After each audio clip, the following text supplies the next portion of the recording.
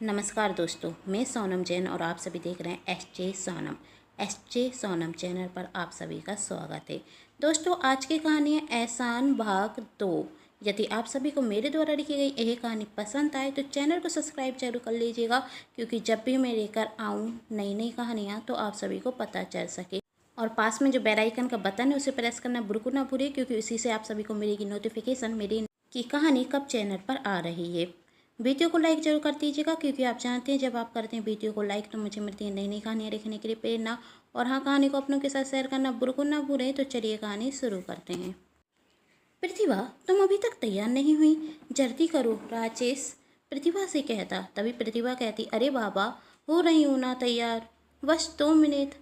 तब राजेश ने कहा, 2 मिनट कर कर कर तुमने पूरे 2 घंटे कर दिए। ऐसा भी क्या तैयार हो रही हो तुम? हम वहाँ किसी की शादी में नहीं जा रहे हैं, सिर्फ मैम साहब और साहब जी से मिलने के लिए जा रहे हैं। हाँ हाँ हाँ, पता है मुझे, प्रतिभा कहती कि हम कैरा शंकर और रेखा आंटी से मिलने के लिए जा रहे हैं, किसी की शादी में नहीं। इसलिए तो इतना तैयार हो रही हूँ, क्योंकि मैं तो उनसे पहली बार मिल रही हूँ ना, तो अच्छा दिखना चाहिए ना, वरना क्या सोचेंगे राजेश अंकल और रेखा आंटी कि तुम कितनी बेकार बहू लेकर आए हो। कहते हुए प्रतिभा कमरे से बाहर निकलती और राजेश से कहती, बताओ कैसे ही लग रही हूँ मैं। तब राजेश ने कहा, प्रतिभा तुम तो एकदम से बदल गई, सूट से सारी, हाथों में भर भर चुनिया और मांग में इतना सारा सिंदूर, और नहीं तो क्या, ऐसे ही तो जाऊंगी मैं अपनी ससुराल। प्रतिभा ने शर्माते हुए कहा। तब राजेश कहता, तुम शर्माती भी हो, आज पता चला। वैसे वह तुम्हारी ससुराल नहीं है।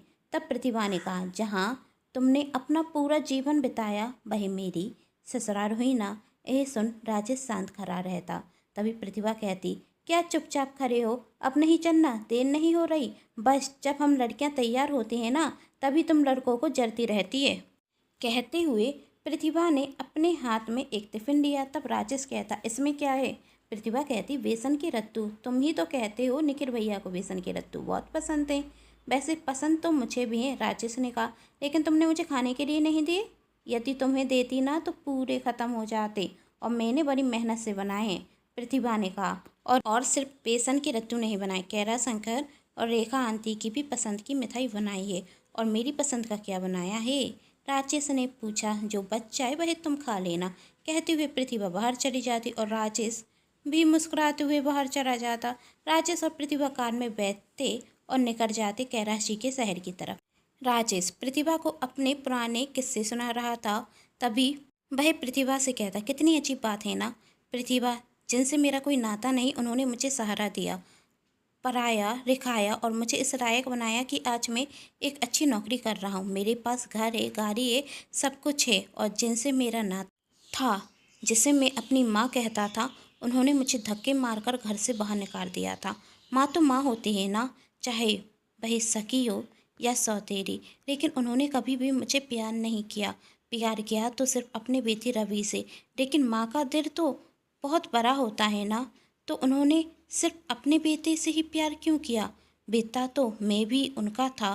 कहते हुए राजेश की आंखों में आंसू आ रहे थे और वह कहता, एक तरफ मैम साहब को देखो, उन्होंने निखिल के साथ साथ मुझे भी प्यार दिया, जबकि मेरा और उनका तो कोई रिश्ता भी नहीं था। तब प्रतिभा कहती है, अपनी पुरानी सारी बुरी यादें भूल जाओ राजेश, तुम्हारी एक नई जिंदगी शुरू हो चुकी है, जिसमें तुम्हारी सौतेली माँ और सौतेले भाई की कोई जगह नहीं।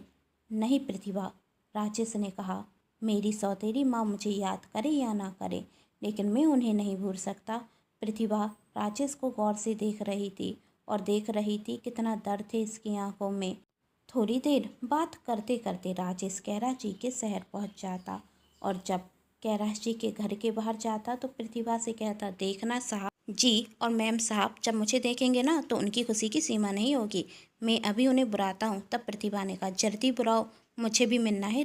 राजेश जब बाहर खड़ा हुआ डोरबेल बजाता तो कोई दरवाज़ा नहीं खोल रहा था। तभी प्रतिभा ने कहा, अरे घर का तो ताला लगा हुआ है, ताला लगा हुआ है, साहब जी और मैम साहब जी कहाँ गए होंगे? इस वक्त राजेश कहता, तभी वहाँ 20 से 25 साल की उम्र का एक लड़का आता और कहता, किससे मिलना है? राजेश कहता, तुम कौन हो? उस लड़के ने कहा, इस घर का मालिक। तब राजेश ने कहा, क्या पागल हो गए हो? यह घर तो हमारे साहब जी और मेम साहब जी का है। कौन साहब जी और कौन मेम साहब जी? उस लड़के ने पूछा। तब राजेश कहता, कैराची और रेखा जी के बारे में बात कर रहा हूँ मैं। तब उस लड़के ने कहा, वही दोनों तो मुझे ये घर बेचकर चले गए। तब राजेश उस लड़के की कॉलर पकड़ते हुए कहता, झूठ बोल रहे हो तुम। आखिर साहब जी और मैम साहब जी अपना घर क्यों बेचेंगे? उस व्यक्ति ने राजेश को धक्का देते हुए कहा, तुम्हारी इतनी हिम्मत कि मेरे घर पर आकर मुझसे इस तरीके से बात कर रहे हो? निकल जाओ यहाँ से। राजेश उस व्यक्ति से कुछ कहता, तब भी प्रतिभा राजेश से कहती, राजेश इन सब बातों से कोई फ़ायदा नहीं, अब चलो यहाँ से। तब राजेश उस लड़के से कहता, अच्छा ये तो बताओ कहाँ गए हैं साहब जी और मैम साहब जी? तब उस लड़के ने कहा, मुझे क्या पता, जाकर खुद ढूंढ लो। इस बात पर राजेश को उस लड़के पर गुस्सा तो आता, लेकिन प्रतिभा अब उसे शांत रहने के लिए कहती। राजेश और प्रतिभा वहाँ से तो आ जाते, लेकिन अब राजेश को ये समझ में नहीं आ रहा था कि इतने बड़े शहर में साहब जी और मैम साहब जी को ढूंढे तो कहाँ। तभी प्रतिभा कहती, तुम कहते थे ना कि कैरा शंकर की दुकान है, चलो हम वहाँ पर देखते हैं। तब राजेश ने कहा, हाँ मैं कैसे भूल गया, जल्दी चलो। दोनों कार में बैठते और कैलाश जी की दुकान जाते, जहाँ दुकान का नौकर राजेश से कहता, क्या चाहिए? तब राजेश ने कहा, मैं यहाँ पर कुछ लेने के लिए नहीं आया। तब नौकर कहता है, जब कुछ लेना नहीं तो यहाँ पर क्यों आए हो? तब राजेश ने कहा, इस दुकान के मालिक कहाँ हैं? नौकर ने कहा, वही तो अभी घर पर गए हुए हैं। क्यों, तुम्हें उनसे क्या काम है? तब प्रतिभा कहती, कैलाश शंकर का घर कहाँ है? तब नौकर ने कहा, कौन कैलाश शंकर? तब प्रतिभा ने कहा, इस दुकान के मालिक। तब वही नौकर कहता है, इस दुकान के मालिक कोई कैलाश शंकर नहीं, इस दुकान के मालिक तो वह हैं। वही फोटो दिख रही है ना, वह फोटो किसी और की नहीं, उसी लड़के की थी जो उन्हें कैलाश जी के घर पर मिला था। यह देख राजेश और प्रतिभा दोनों ही चौंक जाते। तब राजेश प्रतिभा से कहता, जरूर कुछ गड़बड़ है, ऐसी भी क्या परेशानी आ गई होगी कि उन्होंने घर और दुकान दोनों बेचनी पड़ी। तब प्रतिभा ने दुकान के नौकर से कहा, इस दुकान के सबसे पुराने नौकर कहाँ हैं? तब नौकर कहता, जब यह दुकान बिकी तो इस दुकान के नए मालिक ने सारे पुराने नौकरों को निकाल दिया था और उसके बाद नए नौकर रखे गए। हाँ, पहले दुकान पर रामू नाम का नौकर काम करता था, अब वही जो सामने दुकान है ना उस पर काम करता है, वहाँ से आपको कुछ पता चल सकता है। तब राजेश कहता है, रामू काका? प्रतिभा ने कहा, तुम जानते हो? राजेश कहता, कैसे भूल जाऊं, चलो जल्दी चलो, अब उनसे ही कुछ पता चलेगा। वही तो साहब जी के वफादार नौकरों में से एक है। राजेश सामने वाली दुकान पर जाता और रामू काका से मिलने के लिए कहता, तो पता चलता कि रामू काका की तबीयत कुछ दिनों से खराब है और वह अपने घर पर ही हैं। राजेश और प्रतिभा रामू काका का एड्रेस लेकर उनके घर जाते हैं, जहां उन्हें रामू काका मिलते। राजेश रामू काका से पूछता, काका जी आपकी तबीयत कैसी है? तब रामू काका कहते, अब ठीक हूँ बेटा। राजेश कहता, काका जी साहब जी और मैम साहब जी कहाँ गए? उन्होंने अपना घर और दुकान क्यों बेच दी? आखिर ऐसा क्या हुआ उनके साथ कि उन्हें इतना बड़ा निर्णय लेना पड़ा? रामू काका कहते, बेटा उन्होंने कहाँ बेचे घर और दुकान? तब राजेश कहता, काका जी मैं घर से और दुकान से ही आ रहा हूँ, जहाँ मुझे पता चला कि उन्होंने अपना घर और दुकान एक लड़के को बेच दी। तब काका जी कहते, बेटा तुमने जो सुना वही सच है, लेकिन सच नहीं है। तब राजेश ने कहा, काका जी आप कहना क्या चाहते हैं, साफ साफ कहिए। वैसे ही मुझे साहब जी और मैम साहब जी की बहुत चिंता हो रही है, साफ साफ बताइए ना क्या हुआ उनके साथ? आप कह रहे हैं दुकान बेची भी है और नहीं भी, यह दोनों काम एक साथ कैसे हो सकते हैं? तब काका जी कहते, बेटा पर सेठ जी और सेठानी जी के साथ तो ऐसा ही हुआ। रामू काका कहते, जब तुम यहाँ से सैर पढ़ने के लिए गए तो उसके एक साल बाद वही लड़का जिससे तुम मिलकर आ रहे हो, वही पहली बार सेठ जी को रेलवे स्टेशन पर मिला था, बिल्कुल उसी तरह जिस तरह तुम उन्हें मिले थे। उस दिन भी सेठ जी का पर्स गिरा था और उस लड़के ने सेठ जी का पर्स उठाया, पर उसकी नीयत साफ नहीं थी। वह सेठ जी के पर्स में से पैसे निकालना चाहता था, लेकिन इसके पहले ही सेठ जी ने पीछे मुड़कर देखा तो उस लड़के ने कहा, मैं आपको पर्स देने ही वाला था। तब सेठ जी कुछ नहीं कहते और वहाँ से आ गए, मैं भी उनके साथ। तब सेठ जी कहने लगे, हर कोई हमारे राजेश की तरह ईमानदार थोड़ी ना होता है। तुमने देखा नहीं, उस लड़के ने पर्स में से पैसे निकालना चाहे थे, लेकिन उसके पहले मेरी नज़र उस पर चली गई। और एक हमारा राजेश जब 10 साल का था तो मेरे पीछे पीछे भागते हुए घर तक आ गया था मेरा पर्स लौटाने। भूखा होने के बाद भी उसने 1 रुपये नहीं निकाला था।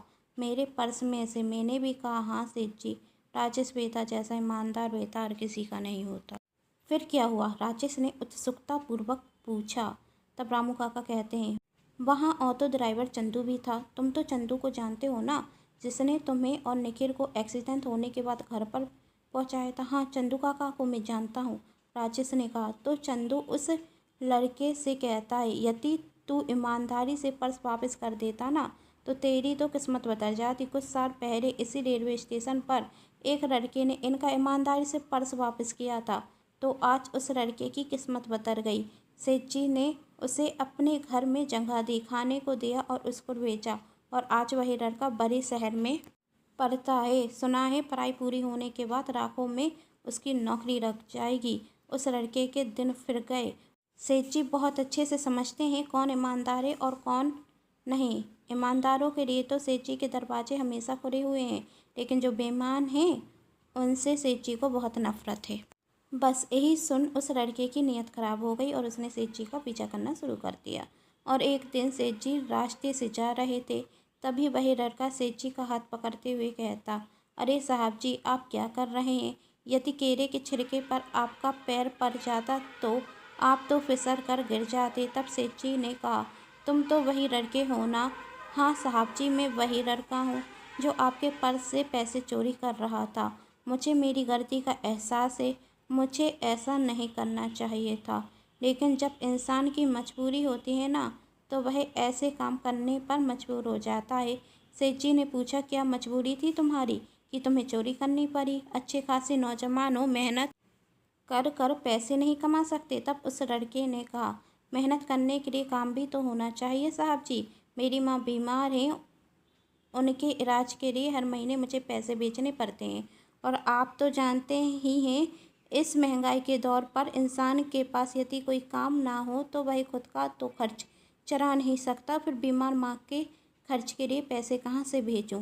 गांव से शहर यह सोचकर आया था कि यहाँ नौकरी लग जाएगी और अपनी माँ का इलाज बहुत अच्छे से कराऊंगा, लेकिन यहाँ पर घूमते घूमते 1 वर्ष हो गया है, पर मुझे कोई नौकरी नहीं मिली। थोड़ी बहुत मेहनत मजदूरी कर कर पैसे जोड़ लेता हूँ और माँ को बेच देता हूँ। मैंने तो अपनी माँ से भी झूठ बोल कर रखा है कि मैं शहर में बहुत अच्छी नौकरी करता हूँ, और माँ तो बच्चे की हर बात पर विश्वास कर लेती है। तो उन्होंने मेरे झूठ पर विश्वास कर लिया और बहुत खुश हैं कि उनके बेटे की नौकरी लग गई। लेकिन नौकरी तो छोड़ो, यहाँ तो मुझे कोई काम भी नहीं मिलता।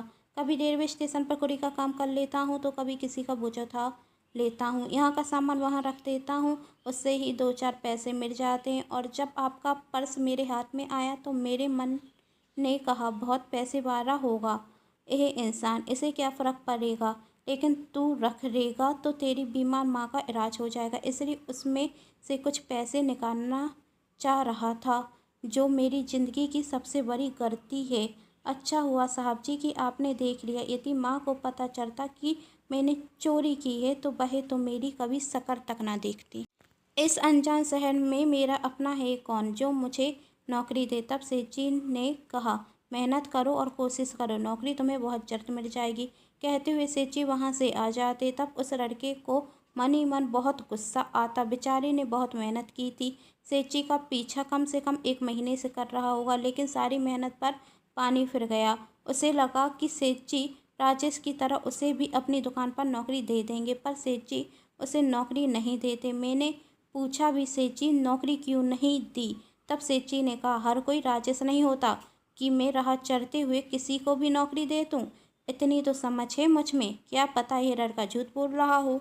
वही लड़का पूरे 1 महीने से सेठ जी का पीछा कर रहा था, और सेठ जी ने जब उसे नौकरी नहीं दी तो उसे गुस्सा तो बहुत आया होगा। फिर वक्त निकलता गया और एक दिन शैतानी जी बाजार सब्जी लेने के लिए गई थी कि तभी एक कार जिसके ब्रेक फेल थे वह शैतानी जी की तरफ आ रही थी। शैतानी जी जिसे देख रही थी लेकिन घबरा जाती, और तभी वही लड़का आकर शैतानी जी की जान बचा लेता। हादसे में उस लड़के के एक हाथ और एक पैर में चोट आ जाती। शैतानी जी उसे अस्पताल लेकर जाती हैं और उस लड़के से कहती, तुम्हारा घर कहाँ है, मैं तुम्हें तुम्हारे घर तक छोड़ देती हूँ। तब उस लड़के ने कहा, मैं तो इस शहर में अनजान हूँ, मेरा कोई परिचित नहीं है। मेरी माँ है जो गाँव में रहती हैं, लेकिन आप उन्हें मत बताना, यदि उन्हें पता चला तो वह बहुत घबरा जाएंगी। तो तुम रहते कहाँ हो? जब शैतानी जी ने पूछा तो वह कहता, कहीं भी सो जाता हूँ, भूख रखने पर कुछ भी खरीद कर खा लेता हूँ। गांव से शहर एक नौकरी के लिए आया था, लेकिन मुझे कहीं नौकरी मिली नहीं। शैतानी जी को उस लड़के की हालत पर दया आती और वह उसे अपने घर लेकर आ जाती। जब सेठ जी को पता चलता तो वह शैतानी जी पर गुस्सा होते हुए कहते हैं कि तुम इस तरह किसी भी अनजान लड़के को कैसे घर पर लेकर आ सकती हो? तुमने ही एक दिन मुझसे कहा था कि यह एक मूर्खता है, तो तुम यह मूर्खता कैसे कर सकती हो? तब शैतानी जी ने कहा, लेकिन उस वक्त मैं गलत थी। राजेश कोई गलत नहीं था और यह लड़का भी कोई बेईमान नहीं है। इसने अपनी जान पर खेलकर मेरी जान बचाई। तब सेठ जी ने कहा, यह लड़का मुझे भी पहले 2 बार मिल चुका है और इसे देखकर ही मैं समझ चुका हूँ कि यह बेईमान है। यह सुन शैतानी जी ने कहा, बेईमान होता तो मेरी जान बचाने के लिए अपनी जान पर क्यों खेलता? फिर शैतानी जी ने कहा, यदि आपको लगता है कि मैंने कुछ गलत किया है तो ठीक है, एक बार इसे ठीक हो जाने दो, फिर मैं इससे ही खुद कह दूंगी कि घर से चला जाए। लेकिन जब तक यह ठीक नहीं होता तब तक मैं इसे जाने नहीं दे सकती। आखिरकार इंसानियत नाम की भी कोई चीज़ होती है। इसने अपनी जान पर खेलकर मेरी जान बचाई, तो क्या कुछ दिन इसे हम सहारा नहीं दे सकते? और आप ही बताइए, इस अनजान शहर में यह जाएगा कहाँ? अब तो वह बेचारा मेहनत कर कर अपना गुजारा भी नहीं कर सकता, वह भी सिर्फ मेरी वजह से। तब सेठ जी ने कहा, एक बात याद रखना, हर कोई राक्षस नहीं होता और इसे ठीक होने के बाद घर से बाहर कर देना। कहते हुए सेठ जी वहाँ से चले जाते हैं। तब वह लड़का शैतानी जी से कहता, आप मेरी वजह से साहब जी से डरिए मत, मैं घर छोड़कर चला जाता हूँ। तब शैतानी जी ने कहा, इसकी कोई ज़रूरत नहीं है, तुम जब तक ठीक नहीं हो सकते तब तक तुम इसी घर में रहोगे। उस लड़के को ठीक होने में पूरा 1 महीना लगा और उस 1 महीने में उसने अपने अच्छे व्यवहार की वजह से सेठ जी और शैतानी जी के दिल में जगह बना ली।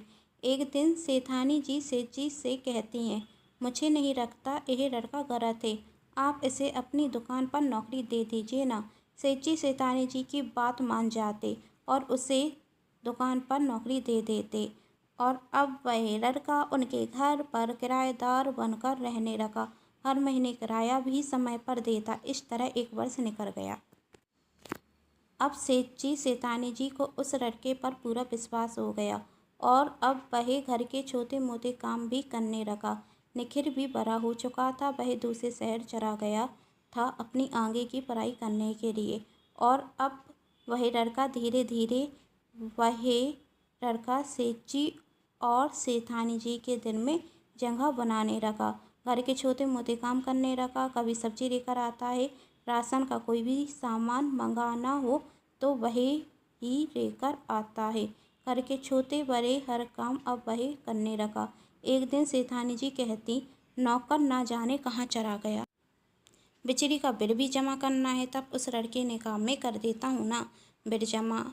अब वही लड़का बिजली का बिल, नल का बिल, मकान का टैक्स सब कुछ जमा करने लगा। देखते ही देखते ऐसा रखने लगा जैसे वह सेठ जी और शैतानी जी के घर का ही सदस्य हो। फिर 3 महीने बाद शैतानी जी उस लड़के से कहती हैं, जाकर जरा सब्जी लेकर तो आना। तब उस लड़के ने कहा, मैं क्या नौकर हूँ तेरा कि सब्जी लेकर आऊँगा? एक तो मेरे घर में रह रही है और मुझ पर ही हुक्म चला रही है। तब शैतानी जी ने कहा, तुम किस तरीके से बात कर रहे हो? अपनी हद पार कर रहे हो तुम। यह सुन उस लड़के ने कहा, हद में रहकर बात कर रहा हूँ, वरना मेरे घर में रहकर मुझ पर औंधा नहीं चढ़ा पाती। अब घर से बाहर निकल जा। तभी वहाँ सेठ जी आते हैं और उस लड़के में 2 थप्पड़ लगाते हुए कहते, क्या है ये सब? तब उस लड़के ने कहा, उम्र का लिहाज कर रहा हूँ, वरना क्या कर लेता तू? निकल जा मेरे घर से, सेठ जी ने कहा। तब उस लड़के ने हंसते हुए कहा, तेरा घर, यह घर मेरा है और तुम दोनों अपना सामान पैक करो और निकलो इस घर से, क्योंकि अब इस घर का मालिक मैं हूँ। और हाँ, दुकान जाने की तो गलती भी मत कर लेना, क्योंकि दुकान भी अब मेरी है। तब सेठ जी उस लड़के से कहते, क्या बकवास कर रहा है, होश में तो है, क्या बोल रहा है, कहीं भांग तो नहीं खा रही।